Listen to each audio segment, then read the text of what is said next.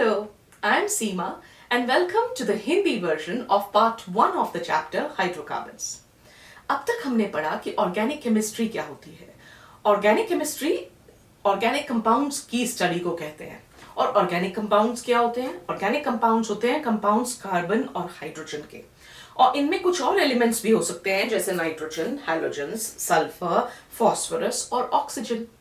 तो सारे कंपाउंड्स जो लिविंग क्रीचर्स में होते हैं, जो अभी जिंदा हैं या जो जिंदा थे या जो फॉसिल्स बन चुके हैं, लेकिन कोई भी ऐसा ऑर्गेनिज्म से जो कंपाउंड मिले वो ऑर्गेनिक कंपाउंड होता है। बाद में हमें पता चला कि जरूरी नहीं है कि लिविंग ऑर्गेनिजम्स या डेड ऑर्गेनिज्म से ही ऑर्गेनिक कंपाउंड मिलते हैं। हमें ये पता चला कि भाई ऑर्गेनिक कंपाउंड्स जो हैं वो सिंथेटिकली मतलब लैब में भी क्रिएट किए जा सकते हैं। तो फिर हमने डिफाइन कैसे किया ऑर्गेनिक कंपाउंड्स को? कंपाउंड्स जो जिनमें कार्बन और हाइड्रोजन होता है और जिसमें ये दूसरे एलिमेंट्स भी जैसे nitrogen, phosphorus, sulphur, halogens, oxygen भी हो सकते हैं। ठीक है, लेकिन क्योंकि ऑर्गेनिक कंपाउंड्स इतने ज्यादा हैं कि उनको पढ़ना एक साथ पढ़ना मुश्किल होता है, तो हम क्या करते हैं कि ये जो दूसरे एलिमेंट्स हैं nitrogen, halogen, sulphur, phosphorus, oxygen, इनको लेके ये भी अलग अलग क्लासेस ऑफ कंपाउंड्स में प्रेजेंट होते हैं, तो हम उनको फंक्शनल ग्रुप्स में डिवाइड कर देते हैं और हर फंक्शनल ग्रुप को एक अलग कैटेगरी बना के उसको अलग से पढ़ते हैं। तो जब हम ये चैप्टर हम डालते हैं हाइड्रोकार्बन्स, तो हम उन सारे एलिमेंट्स को एक बार इग्नोर कर लेते हैं क्योंकि उनकी सबकी पढ़ाई हम यहाँ पे नहीं डाल सकते, उसके लिए तो आपको पूरी किताब चाहिए। तो हम क्या करते हैं कि हम हाइड्रोकार्बन्स की जब बात करते हैं तो इस चैप्टर में तो हम सिर्फ उन कंपाउंड्स की बात कर रहे हैं जिसमें सिर्फ कार्बन और हाइड्रोजन है। पीछे नो, जिसमें सिर्फ कार्बन और हाइड्रोजन है। ठीक है, हम उन कंपाउंड्स की बात कर रहे हैं जिसमें सिर्फ कार्बन और हाइड्रोजन है और बाकी के एलिमेंट्स को हम इग्नोर करते हैं क्योंकि हम अपनी स्टडी जो है वो लिमिट कर रहे हैं। कुछ ही कंपाउंड्स पढ़ रहे हैं, बाकियों को हम छोड़ रहे हैं। और ये जो हम कुछ हैं ये भी थाउजेंड्स ऑफ कंपाउंड्स हैं, तो इसलिए कम नहीं है जो हम पढ़ रहे हैं। तो कंपाउंड्स, तो हाइड्रोकार्बन्स को हम कैसे डिफाइन करेंगे इस चैप्टर के अकॉर्डिंग? ये वो कंपाउंड्स हैं जिनमें कार्बन एंड हाइड्रोजन होता है, या कार्बन एंड हाइड्रोजन के कंपाउंड्स को हम हाइड्रोकार्बन्स बोलते हैं। हमें पता है कि हाइड्रोकार्बन्स एक्चुअली बहुत ब्रॉड होते हैं, सब लिविंग मैटर और फॉसिल्स और लैब में भी क्रिएट किए जा सकते हैं ये हाइड्रोकार्बन्स, और इनमें दूसरे एलिमेंट्स भी हो सकते हैं। लेकिन इस टाइम जब हम स्ट्रिक्टली हाइड्रोकार्बन बोलते हैं तो हम कहते हैं कि सिर्फ कार्बन और हाइड्रोजन के कंपाउंड्स, उन्हीं को हम इस चैप्टर में पढ़ेंगे। जब हम हाइड्रोकार्बन्स का एग्जाम्पल देना चाहते हैं तो एग्जाम्पल तो सभी कुछ है, सब लिविंग मैटर है, सब डेड मैटर है, सब कुछ हाइड्रोकार्बन्स ही है। लेकिन जब हम एग्जाम्पल की बात करते हैं तो हम सबसे इंपॉर्टेंट, आपकी किताब में भी जो एग्जाम्पल दिया हुआ है वो है पेट्रोलियम, फॉसिल फ्यूल्स का। क्योंकि फॉसिल फ्यूल्स जो हैं वो एक कंट्री की इकोनॉमी का बैकबोन होते हैं। एक कंट्री की इकोनॉमी डिपेंड करती है उसके फॉसिल फ्यूल्स के रिजर्वॉयर्स पे। तो इसलिए फॉसिल फ्यूल्स का एग्जांपल देना बहुत इंपॉर्टेंट हो जाता है कि हम इनको समझें कि ये सभी के सभी जो हैं ये हाइड्रोकार्बन्स हैं।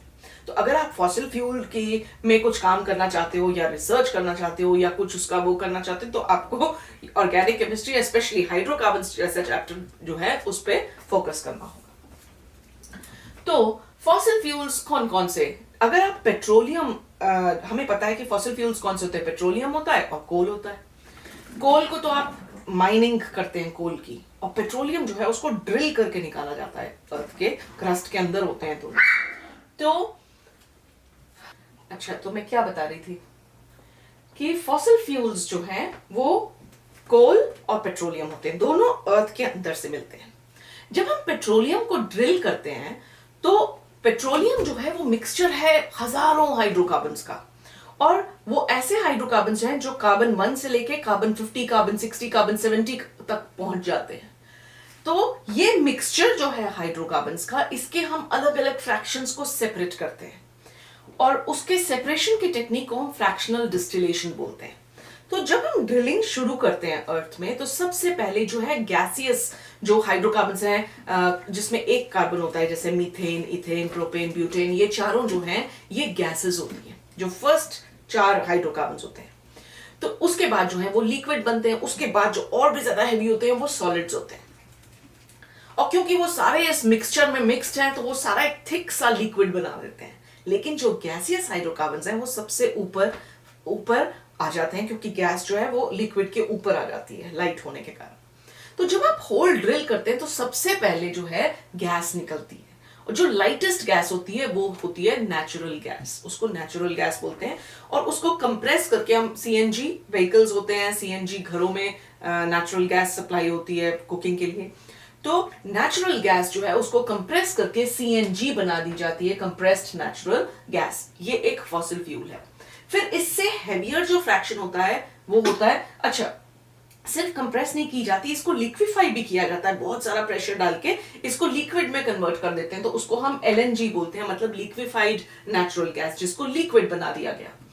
फिर हम उससे हेवियर फ्रैक्शन, इनमें सीएनजी एलएनजी में मेन कंपाउंड कौन सा होता है, मीथेन, इथेन, प्रोपेन थोड़े थोड़े होते हैं, लेकिन उस ब्यूटेन जो फोर्थ कंपाउंड है 4 कार्बन्स वाला, उसमें वो मेनली जिस गैस में वो मेनली होता है उसको हम पेट्रोलियम गैस बोलते हैं। और जब उसको प्रेशर डाल के लिक्विफाई करते हैं तो उसे हम लिक्विफाइड पेट्रोलियम गैस बोलते हैं। तो लिक्विफाइड पेट्रोलियम गैस के सिलेंडर्स भी हम कुकिंग के लिए यूज करते हैं। तो ये जो होता है, ये फर्स्ट फ्रैक्शन नेचुरल गैस से थोड़ा सा ज्यादा हैवी होता है। जैसे जैसे फ्यूल हैवी होता जाएगा वैसे वैसे उसमें पोल्यूशन ज्यादा होगी, क्योंकि नेचुरल गैस जो लिक्विड है, बिल्कुल लाइटेस्ट हाइड्रोकार्बन्स हैं। गैस में ऑक्सीजन बर्निंग होता क्या है, बर्निंग ऑक्सीजन के साथ रिएक्शन होता है। जब दोनों गैसेस हैं, ऑक्सीजन भी गैस है और नेचुरल गैस भी गैस है, दोनों का आपस में मिक्सिंग बहुत इजी होगा, और मिक्सिंग बहुत अच्छे से इजी होगा तो फिर रिएक्शन भी आसानी से होगा। तो रिएक्शन जो है कंप्लीट होगा तो पोल्यूशन नहीं होगा। पोल्यूशन तब होता है जब फ्यूल पूरी तरह से जलता नहीं है, और जैसे जैसे मॉलिक्यूल हैवी होता जाएगा, लिक्विड होता जाएगा, लिक्विड थिक होता जाएगा, वैसे वैसे उतना रिएक्शन ऑक्सीजन के साथ नहीं होगा और उतना ही वो पोल्यूशन क्रिएट करेगा। तो जो लिक्विड लाइटेस्ट फ्रैक्शंस थे वो थी नेचुरल गैस और पेट्रोलियम गैस। उसके बाद शुरू हो जाती हैं लिक्विड फ्रैक्शंस। लिक्विड फ्रैक्शंस में कौन होता है, पेट्रोल होता है, डीजल होता है, केरोसिन होता है। ये सारे डोमेस्टिक फ्यूल की, केरोसिन जो है वो डोमेस्टिक फ्यूल की तरह यूज होता है। पेट्रोल और डीजल को हम गाड़ियां चलाने में ऑटोमोबाइल फ्यूल की तरह यूज करते हैं। और इन सारे पेट्रोलियम के फ्रैक्शंस को सेपरेट कैसे किया जाता है, फ्रैक्शनल डिस्टिलेशन के प्रोसेस से। और जो इससे भी हेवियर फ्रैक्शंस होते हैं, जैसे फ्यूल ऑयल होता है, लुब्रिकेटिंग ऑयल होता है, फिर वो कैंडल वैक्स जो आप बनाते हो वो होती है, शू पॉलिश में भी वो कैंडल वैक्स होती है, वैसलीन बनाते हैं उसमें भी वो वैक्स होती है। जैसे जैसे मॉलिक्यूल हैवी होता जाता है उसकी थिकनेस जो है वो बढ़ती जाती है। फिर आखिर में जो बिल्कुल ही बहुत थिक वाला रह जाता है उसको नैप्था बोलते हैं, जो वेस्ट, जिसको किसी तरह से जलाने पे भी उसमें से बहुत पोल्यूशन होगा लेकिन जलेगा नहीं, उसको हम रोड्स को पेव करने के लिए, रोड्स की जो सरफेस है उसको बनाने के लिए यूज करते हैं। तो जो कोल है, कोल भी एक फॉसिल फ्यूल है, उसकी भी गैस बनाई जाती है by destructive distillation of coal. Coal को पीस के उसका डिस्ट्रक्टिव डिस्टिलेशन करके उसमें से एक गैस निकलती है, उसको हम कोल गैस बोलते हैं।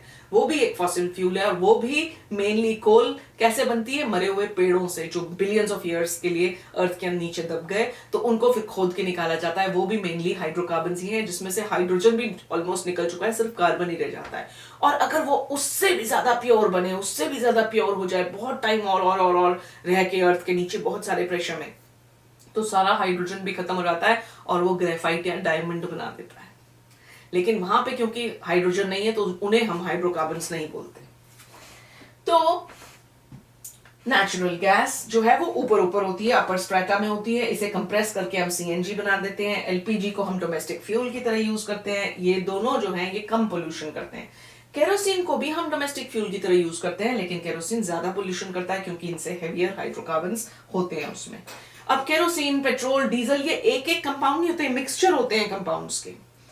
तो अगला फ्रैक्शन जैसे पेट्रोल एंड डीजल, ये इनको ऑटोमोबाइल्स में यूज किया जाता है। पेट्रोल और सीएनजी कम पोल्यूशन करते हैं, डीजल जो है वो ज्यादा पोल्यूशन करता है। इसीलिए पेट्रोल एंड सीएनजी व्हीकल्स को एनकरेज किया जाता है कि इनको यूज करो क्योंकि इनसे कम पोल्यूशन होगा।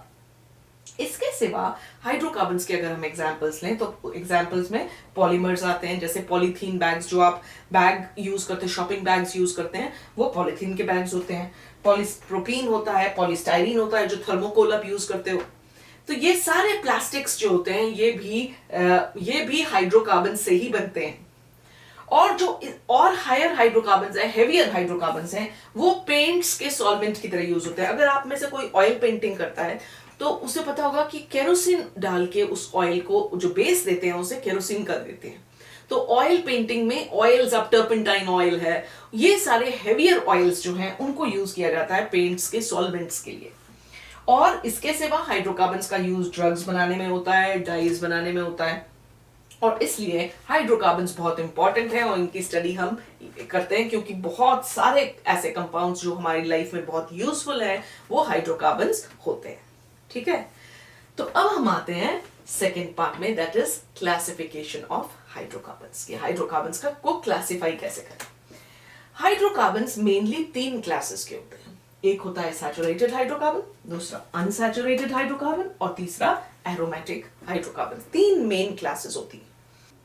अब जो है इस वीडियो में मैं आपको एक ब्रॉड क्लासिफिकेशन बताऊंगी और इसको अगले वीडियो में थोड़ा ज्यादा और एक्सप्लेन करूंगी क्योंकि इसे आपको देखने में लगेगा कि थोड़ा सा याद कैसे करें, लेकिन जब आप एक बार उसकी लॉजिक समझ जाएंगे तो बहुत आसान हो जाता है इसको याद करना। तो सैचुरेटेड हाइड्रोकार्बन्स जो होते हैं, सैचुरेशन का मतलब होता है भर जाना। मेरा पेट बहुत भरा हुआ है, बिल्कुल सैचुरेटेड हूं अब और एक किराई भी मुंह में नहीं डाल सकती, इतना सा खाना भी और नहीं खा सकती हूँ, इतना भर लिया मैंने खुद को। जब एक कंपाउंड में जितने एटम्स डाल सकते हो वो डल चुके, अब और नहीं डल सकता, तो वो सैचुरेटेड होता है, बिल्कुल तृप्त, बस पूरा भरा हुआ और नहीं जा सकता उसमें। तो सैचुरेटेड हाइड्रोकार्बन्स जो होते हैं वो होते हैं जिनमें और कोई एटम नहीं जा सकता। वो कब होगा? जब हर एटम सिंगल बॉन्ड्स बनाएगा दूसरे एटम्स के साथ। अगर सिंगल बॉन्ड्स मतलब एक कार्बन है, कार्बन 4 बॉन्ड बनाता है, अगर वो कार्बन दूसरे कार्बन के साथ 2 बॉन्ड बना देगा तो फिर 2 ही एटम हुए ना।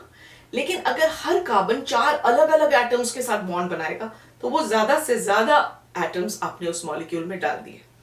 तो इसलिए जो सैचुरेटेड हाइड्रोकार्बन्स होते हैं उसमें ज्यादा से ज्यादा एटम्स होते हैं।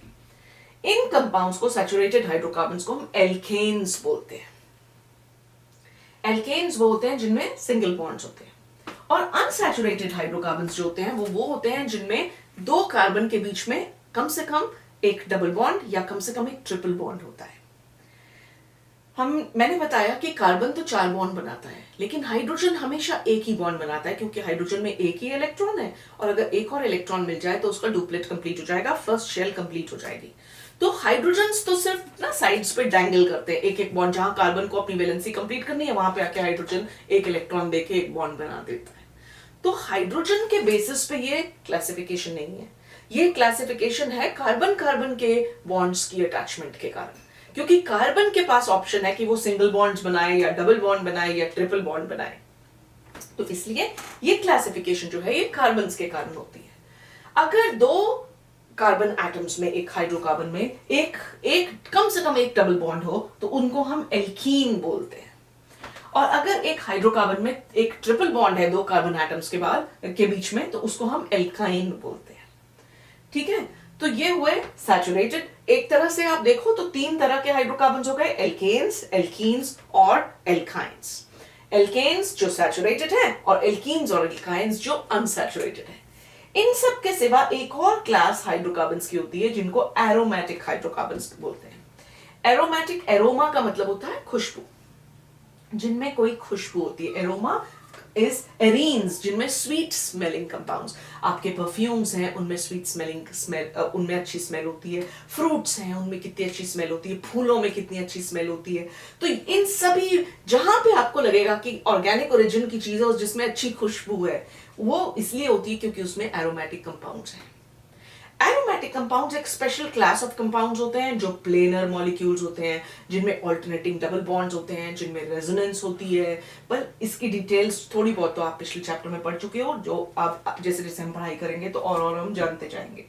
लेकिन ये भी 2 तरह के होते हैं। एक वो एरोमेटिक हाइड्रोकार्बन जिसमें बेंजीन रिंग है। बेंजीन रिंग क्या होती है? 6 कार्बन की रिंग होती है, ठीक है। जिनमें बेंजीन रिंग होती है उनको बेंजीनॉइड एरोमेटिक हाइड्रोकार्बन्स बोलते हैं, और जिसमें बेंजीन रिंग नहीं है उनको नॉन बेंजीनॉइड एरोमेटिक हाइड्रोकार्बन्स बोलते हैं। जैसे ये एजुलिन है, एजुलिन में देखो ये 7 कार्बन की रिंग है और ये 5 कार्बन की रिंग है, 6 कार्बन की रिंग नहीं है।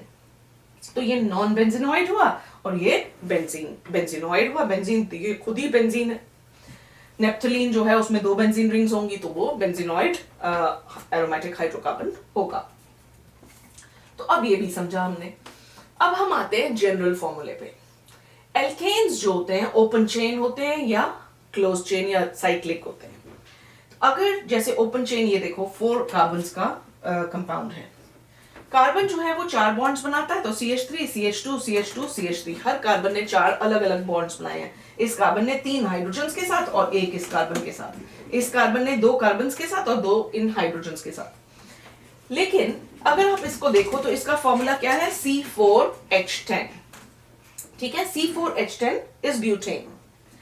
सिमिलरली अगर हम एक और हाइड्रोकार्बन लें जैसे इथेन, इथेन का फॉर्मूला क्या होगा, CH3 CH3। प्रोपेन लें, CH3 CH2 CH3। अब अगर हम इनको काउंट करें कितने कार्बन है और कितने हाइड्रोजन है, तो हम इनका फॉर्मूला लिखना शुरू करें। अगर एक कार्बन है मीथेन, और मैंने आपको बताया सैचुरेटेड हाइड्रोकार्बन में क्या होता है कि सब जो बॉन्ड्स हैं वो सिंगल बॉन्ड्स होते हैं। तो कार्बन सिंगल बॉन्ड्स बनाता है 4 हाइड्रोजन्स के साथ, तो ये हुआ मीथेन। तो अगर इसका फॉर्मूला मैं लिखूं CH4, सेकेंड वाले का C2 और हाइड्रोजन्स कितने हैं, 6 हाइड्रोजन्स हैं। थर्ड वाला अगर लो इसमें C3H8, फोर्थ C4H10। तो हम देखते हैं कि एक मैथमेटिकल रिलेशनशिप निकल आता है कार्बन और हाइड्रोजन्स में, और उस रिलेशनशिप को अगर हम लिखें तो उस रिलेशनशिप के तहत हम उस पूरे हाइड्रोकार्बन्स जो वो वाले होते हैं उस कैटेगरी के, उनकी पूरी सीरीज, होमोलोगस सीरीज पूरी लिख सकते हैं। तो इसका हम जनरल फॉर्मूला क्या डिड्यूस करते हैं कि देखो, अगर इथेन देखो, इथेन में 2 कार्बन है, ठीक है।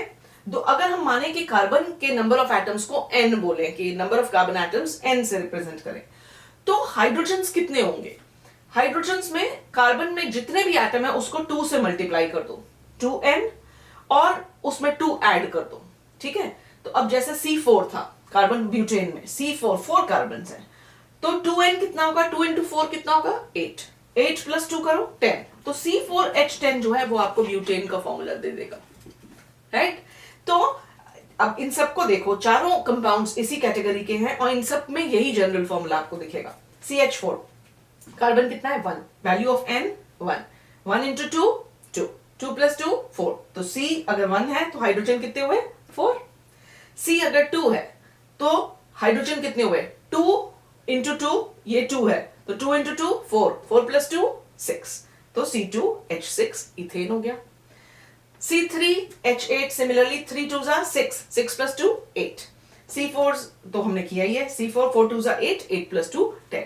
तो इस तरह से हम जनरल फॉर्मूला देके पूरी सीरीज के कंपाउंड्स को एक ही फॉर्मूला से हम बता देते हैं कि अगर कोई भी कंपाउंड ले लो, इसमें जितने भी कार्बन्स का ले लो, इतने सारे ये जो उसके हैं फॉर्मूले हो सकते हैं। अब अगर ये मान लो कि ये प्रोपेन था, CH3 CH2 CH3, इन सभी में सिंगल बॉन्ड्स थे, और ये जो एंड्स में कार्बन है आपने देखा इसमें 3 हाइड्रोजन है, लेकिन इस कार्बन में सिर्फ 2 हाइड्रोजन है। क्यों, क्योंकि ये कार्बन 2 बॉन्ड्स बना रहा है इन 2 कार्बन के साथ, तो इसको कितने हाइड्रोजन चाहिए, हर कार्बन 4 बॉन्ड बनाता है, तो इसने 2 बॉन्ड तो इधर बना लिए, 2 और चाहिए, तो इसलिए इसके पास 2 हाइड्रोजन और है।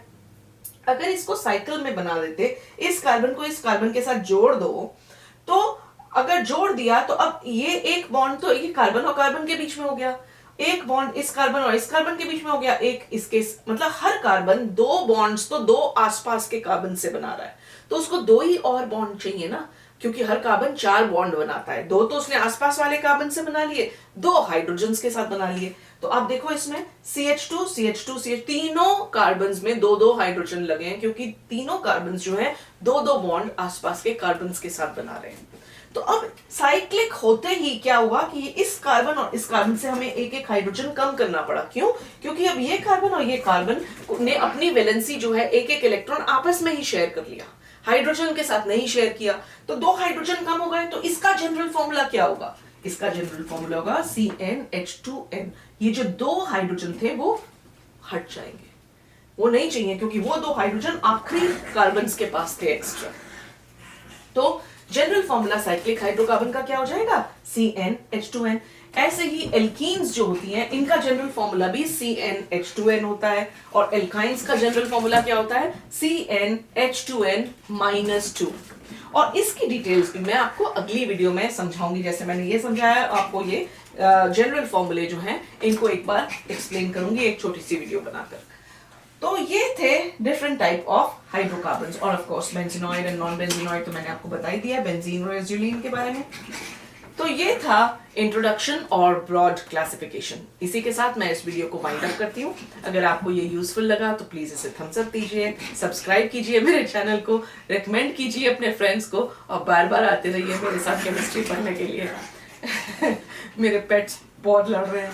Thank you for watching and bye bye for now.